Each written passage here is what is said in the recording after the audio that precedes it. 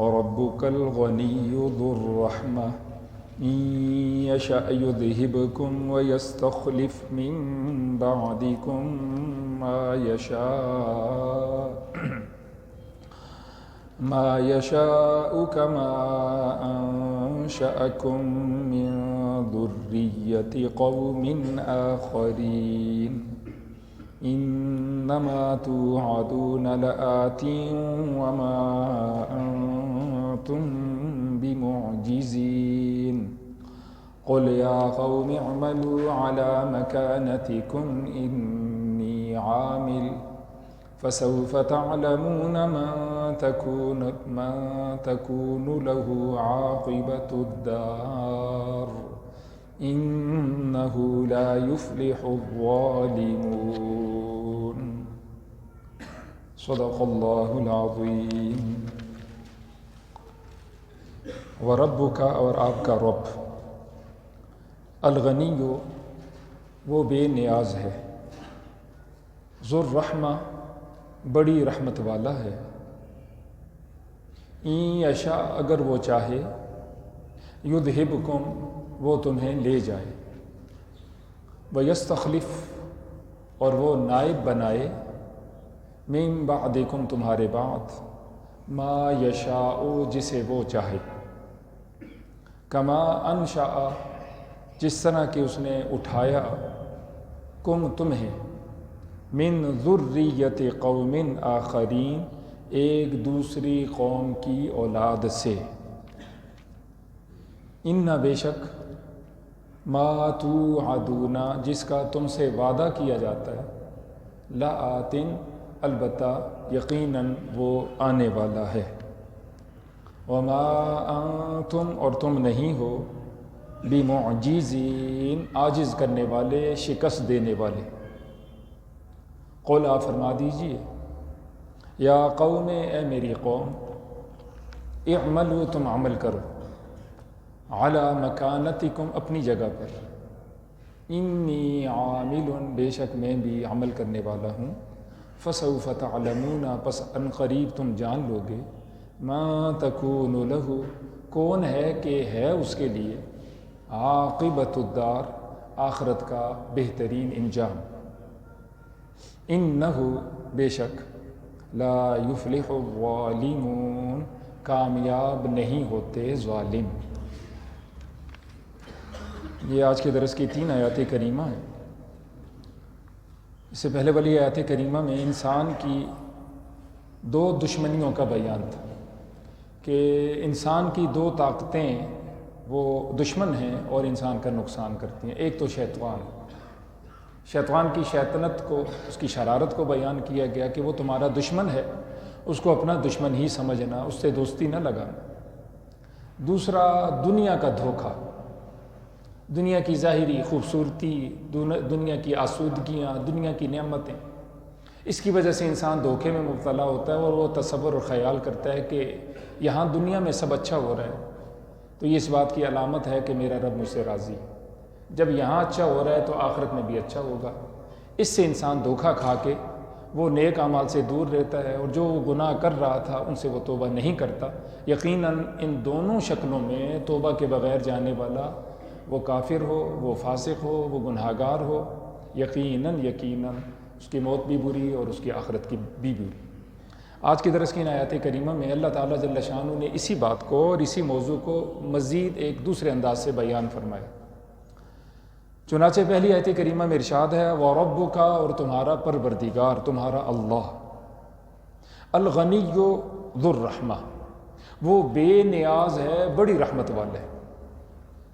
یہ 2 اللہ تعالیٰ جل شانہ نے صیغے استعمال فرمائے ہیں اور 2 اپنی صفتیں بیان فرمائی ہیں۔ پہلی صفت غنی، وہ بے نیاز۔ غنی اس ذات کو کہا جاتا ہے کہ جو ایک لمحے کے لیے بھی، ایک سیکنڈ کے لیے بھی اور ایک ذرے کے برابر بھی کسی دوسرے کا محتاج نہ ہو اور کسی بھی سلسلے میں محتاج نہ ہو۔ اس کو دوسرے لفظوں میں اللہ الصمد، اللہ بے نیاز، اور یہ جو عظمت شان ہے کسی دوسرے کی نہیں ہو سکتی۔ اللہ تعالیٰ جل شانہ کی ذات عالی وہ کسی بھی اعتبار سے مخلوق میں سے کسی غیر کے، نہ کسی وزیر کے محتاج، نہ کسی سفیر کے محتاج، اور نہ کسی اپنے نائب کے محتاج، نہ کسی غیر کے محتاج۔ اور کائنات کا ذرہ ذرہ جاندار ہے یا بے جان ہے، چھوٹی چیزیں یا بڑی چیزیں ہیں، وہ نفع کی چیزیں ہیں، نقصان کی چیزیں ہیں، وہ ہر لحظہ ہر لمحہ وہ اللہ تعالیٰ جل شانہ کی محتاج۔ یہ صفت کسی دوسرے میں نہیں ہو سکتی۔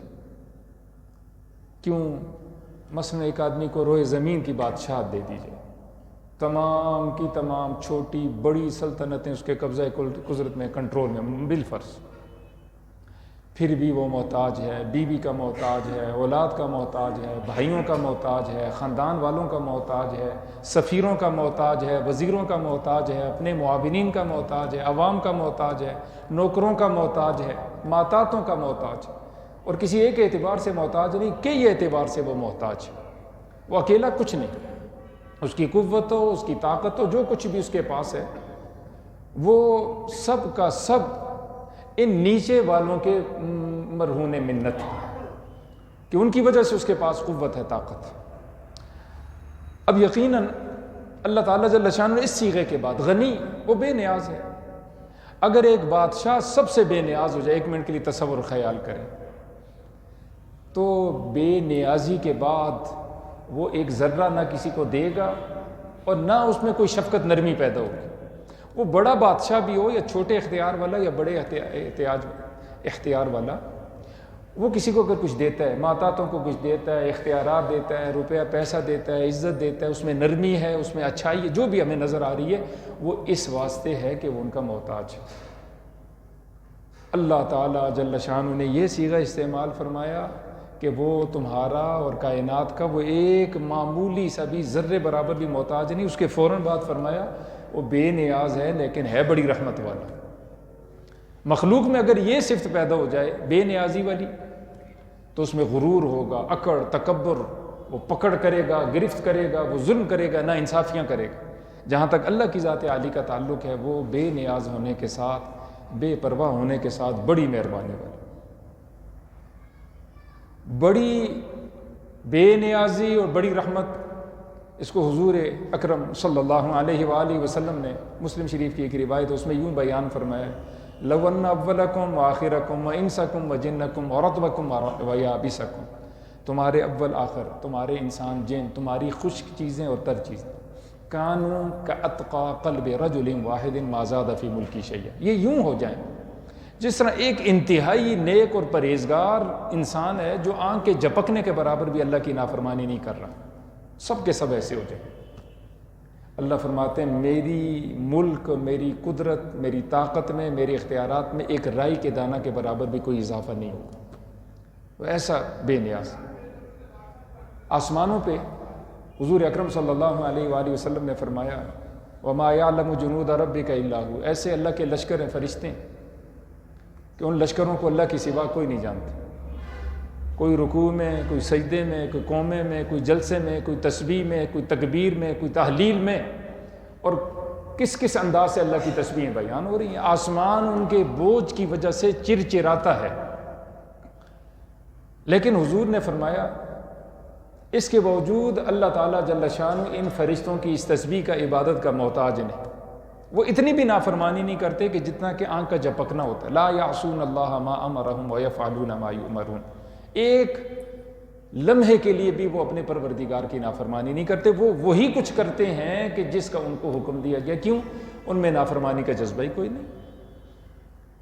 حضور نے اسی حدیث مبارکہ کے دوسرے ٹکڑے میں فرمایا اگر اول آخر انسان، جن، خشک چیزیں، تر چیزیں سب کے سب یوں ہو جائیں، کانوا کا اشقا قلب رجل واحد، ایسے ہو جائیں جس طرح کہ ایک نافرمان انسان ہے اور آنکھ کے جھپکنے کے برابر وہ اللہ کی کوئی فرما برداری نہیں کر رہا، وہ ساری زندگی اس طرح گزر گئی۔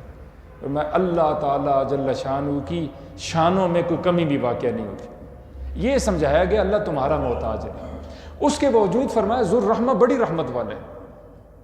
علماء فرماتے ہیں اس میں دو باتیں ہیں، ایک بات تو یہ ہے کہ اس کی مہربانی ہے، اتنا غنی اس کے باوجود اللہ نے تمہیں ایمان کے لیے قبول کیا، تمہیں نیکی کے لیے قبول کیا، تمہیں گناہوں سے بچنے کی توفیق نصیب فرمائی، اس کی مہربانی ہے۔ ایک بڑی حیثیتوں والا بادشاہ ہو، اپنی رعایا میں سے کسی کو نواز دے اور وہ کہ جی آپ میرے وزیر ہیں، آپ میرے مشیر ہیں، مجھے مشورہ دیا کریں، اور آپ میرے سفیر ہیں فلاں فلاں ملک میں، فلاں فلاں علاقوں میں، آپ ہماری بات کو وہاں چلائیں گے۔ تو یہ اس بندے کا احسان ہے کہ اس نے اس کے عہدے کو قبول کیا، یا بادشاہ کا احسان ہے؟ تو سب یہ کہیں گے جی بادشاہ کا احسان ہے، اس کی رعایا تو کروڑوں لوگ ہیں، ان کروڑوں میں سے بعضوں کو اس نے منتخب کیا ہے اپنی شورا کے لیے، کسی معاون خصوصی بنایا ہے، کسی کو وزیر خصوصی بنایا ہے، بڑا وزیر بنایا ہے، چھوٹا عہدے دے دیے۔ یہ اللہ کی مہربانی ہے خصوصی میرے آپ کے اوپر، وہ بے نیاز ہے، اس کے باوجود بڑی رحمت والا ہے، مجھے آپ کو اللہ تعالیٰ جل شانہ نے اپنے دین کے لیے، ایمان کے لیے، نیکی کے لیے قبول فرمایا۔ میں اور آپ اللہ کا جتنا شکر ادا کریں اتنا ہی تھوڑا ہے۔ حدیث پاک کا مفہوم ہے من یرید اللہ بہ خیرا یفقہہ فی الدین، جس کے ساتھ اللہ خصوصی بھلائی کا ارادہ فرماتے ہیں اللہ اس کو دین میں سمجھ نصیب فرماتے۔ ایمان ہو، نیکی ہو، گناہ سے بچنا ہو، فرض واجب ہو، اللہ کے گھر میں آنا جانا ہو، کوئی بھی نیکی کی توفیق، ہمیشہ دل کے اندر یہ کیفیت آنی چاہیے اللہ تیرا ہی احسان ہے، تیرا ہی فضل۔ حضور یوں دعا فرمایا کرتے تھے الحمدللہ الذی بنعمتہ تتم الصالحات، سب تعریفیں اس اللہ کے لیے ہیں جس کی توفیق کے ساتھ اچھائیاں مکمل ہو جاتی ہیں، پایہ تکمیل تک پہنچ جاتی ہیں۔ وہ نماز ہو، روزہ ہو، حج ہو، زکوٰۃ ہو، اخلاق ہو، کوئی بھی سلسلہ ہو، ہمیشہ اللہ کا شکر گزار رہنا چاہیے، اس میں غرور نہیں آئے گا، ایسا کہنے کی وجہ سے تکبر نہیں آئے گا، ورنہ انسان میں گھمنڈ اور غرور اور تکبر، اور لوگوں کو وہ حقارت اور ذلت کی نگاہ سے دیکھتا ہے، اور اس میں اس کے لیے بہت بڑا خطرہ۔ دوسری بات یہ ہے وہ بڑی رحمت، بے نیاز ہے لیکن بڑی رحمت والا ہے۔ کیا مطلب؟ اللہ تمہارے گناہوں کی وجہ سے تمہاری فوراً پکڑ نہیں کرتا۔ کتنے گناہ ایک سال تک، 2، 3، 4، 5، 10 سال تک، بعضوں کے گناہ 60 سال تک چلتے رہتے ہیں اور ان کی زندگی کا حصہ بن جاتے ہیں، بعض اوقات ان کو توبہ کی توفیق ہی نہیں ہوتی ہے، اس طرف ذہن ہی نہیں جاتا، لیکن پھر بھی اللہ کی فوراً پکڑ نہیں آتی۔ یہ ذو الرحمہ، وہ رحمت والے۔ مسلم شریف ہی کی روایت ہے آسمان جو ہے وہ اجازت طلب کرتے ہم ان کے اوپر گر جائیں، پہاڑ اجازت طلب کرتے ہم ان کے اوپر جو ہے گریں اور ان کو تہس نہس کریں، زمین اجازت طلب کرتی ہے ہم ان کو اپنے اندر نگل لیں، اور سمندر اجازت طلب کرتے ہیں یا اللہ تو اجازت دے ہم ان سب کو غرق کر دیں۔ یہ بڑی بڑی مخلوقات اللہ سے اجازت طلب کرتے ہیں۔ اللہ کیا فرماتے ہیں ان کان عبدکم فشانکم بھی، اگر یہ تمہارے بندے ہیں، تم نے ان کو پیدا کیا، تم ان کے مالک ہو، تم ان کے رازق ہو، تم ان کے مدبر ہو، تمہاری مرضی ہے، جو چاہو تم کرو۔ وہ ان کان عبدی فمنی والی عبدی، اور اگر یہ میرے بندے ہیں تو یہ میرے اور میرے بندے کا معاملہ ہے، تم بیچ میں سے ہٹ جاؤ۔ ان اتانی لیلا قبلت وان اتانی نہارا قبلت، اللہ فرماتے ہیں میرے بندے اگر تیرے گناہ لو بلغت ذنوبک عنان السماء، آسمانوں کی بلندیوں تک پہنچ جائے، ثم استغفرتنی غفرت لک ولا ابالی، میں تجھے معاف کر دوں گا اور مجھے کوئی پرواہ نہیں، مجھ سے کوئی پوچھنے والا ہے۔ دن کو آئے تو میں تجھ سے صلح کروں گا، رات کو صلح کے لیے تو یہ تو تیار ہو جائے، تیرے آنے میں دیر ہو سکتی ہے، میرے راضی ہونے میں دیر نہیں ہو سکتی۔ یہ کتنی خوبصورت باتیں ہیں دونوں۔ وہ ہے بے نیاز ہے لیکن اس کی رحمت جو ہے بڑی غالب ہے اور وہ بڑا مہربان ہے۔ مجھے آپ کو اللہ تعالیٰ جل شانہ اپنی رحمت نصیب فرمائے، اس کی رحمت کے محتاج ہیں، اس کی مغفرت کے محتاج ہیں، اس کی طرف سے ہدایت کے محتاج ہیں، یہ سب باتیں رحمت میں آ جائیں گی۔ اگلی بات اللہ فرماتے ہیں ان یشاء یذھبکم، اگر وہ چاہے تو تمہیں لے جائے، تمہیں ختم کر دے۔ حضور صلی اللہ علیہ وآلہ وسلم نے اپنے دنیا سے پردہ فرمانے سے 1 مہینہ پہلے فرمایا اے میرے صحابہ، اب روئے زمین پہ جتنے لوگ موجود ہیں پورے 100 سال کے بعد ان میں سے کوئی موجود نہیں رہے گا۔ کیا فرمایا جی؟ 100 سال بعد ان میں سے کوئی بھی موجود نہیں رہو۔ چنانچہ ایسا ہی ہوا، جتنے انسان موجود تھے ان میں سے کوئی ایسا نہیں تھا کہ جس وقت آپ نے فرمایا تھا اس کے 100 سال بعد بھی وہ روئے زمین پہ موجود۔ اب آپ دیکھیں 100 سال پہلے جو ہمارے ان علاقوں میں مثلا موجود تھے ان میں سے کوئی ایک بھی ہے جی؟ کوئی بھی نہیں۔ اب غور فرمائیں، ابھی ہم ہیں، بعض بچے بھی ہیں، نوجوان بھی ہیں، ہمارے بزرگ بھی ہیں، اللہ ان کا سایہ سلامت رکھے، قائم و دائم رکھے، لیکن 100 سال بعد ہم میں سے کوئی ایک فرد بھی نہیں ہوگا۔ نوح علیہ السلام تشریف لائے، 80-82 رہ گئے، انہی میں سے آگے نسل چلی ہے۔ صالح علیہ السلام تشریف لائے، چند لوگ مسلمان ہوئے ہیں، باقیوں کو نیست و نابود کر دیا گیا. ان سے آگے نسل چلی، قوم عاد آ گئی. قوم عاد نے شرارت کی، اللہ نے ان کو نیست و نابود کیا، آگے نسل چلی. یہ ایک سلسلہ ہے. اللہ فرماتے ہیں اللہ وہ چاہے تو وہ قدرت رکھتا ہے، وہ بے نیاز ہے، اس کی رحمت بہت بڑی ہے. لیکن اگر تم ٹھیک نہ ہو تو اللہ تمہیں لے جائے. وَيَسْتَخْلِفْ، اور وہ خلیفہ بنا دے، مِن بَعْدِكُمْ تمہارے بعد، مَا يَشَاءُ جس کو وہ چاہے. کما انشأکم جس طرح کہ اللہ نے تم کو پیدا کیا، من ذریت قوم آخرین ایک دوسری قوم کی اولاد سے. پہلے وہ تھے اب تم ہو، ان قریب تم نہیں ہوگے، اگلی نسل موجود ہوگی. انما توعدون، تم نے جانا پھر کہاں ہے؟ مٹی میں مٹی ہوگے تو ختم. اللہ فرماتے ہیں نہیں، الدنیا مزرعۃ الآخرہ، جو تم نے کیا ہے دنیا میں اس کا نتیجہ پاؤ گے تم. اچھا کیا تو اچھا، برا کیا تو برا. دنیا آخرت کی کھیتی ہے. اللہ فرماتے ہیں ایک دن آنے والا ہے، یقیناً آنے والا ہے، جس کا تم سے وعدہ کیا جاتا ہے، اور وہ قیامت کا دن ہے. اس دن مردوں کو زندہ کیا جائے گا، یہ جہان ختم اور عالم آخرت برپا ہو جائے گا. وما انتم بمعجزین، اور تم عاجز کرنے والے بھی نہیں ہو، تھکانے والے بھی نہیں. کوئی آدمی یہ کہے جی تو میں تو بھاگ نکلوں گا اور میں اللہ کے قبضے میں نہیں آؤں گا، اس کے کنٹرول سے باہر چلا جاؤں گا، تو سورہ الرحمن میں اللہ کیا فرماتے ہیں؟ یا معشر الجن والانس ان استطعتم ان تنفذوا من اقطار السماوات والارض فانفذوا لا تنفذون الا بسلطان. تم اگر زمین و آسمان کے کناروں سے باہر نکل سکتے ہو، اللہ کی سلطنت سے، اللہ کے قبضے سے، تو نکل کے دکھا دو. نہیں نکل سکتے، مگر اللہ چاہے تو تب نکل سکتے ہو، ورنہ نہیں نکل سکتے. تو کوئی انسان یا کوئی جن یا کوئی فرشتہ یا کوئی بھی مخلوق اللہ کی، وہ جاندار ہے یا بے جاز ہے، بے جان، اللہ کو شکست نہیں دے سکتے. اللہ ہمیشہ جیتتا ہے، اللہ ہمیشہ غالب رہتا ہے، اسی کو عزیز کہا جاتا ہے.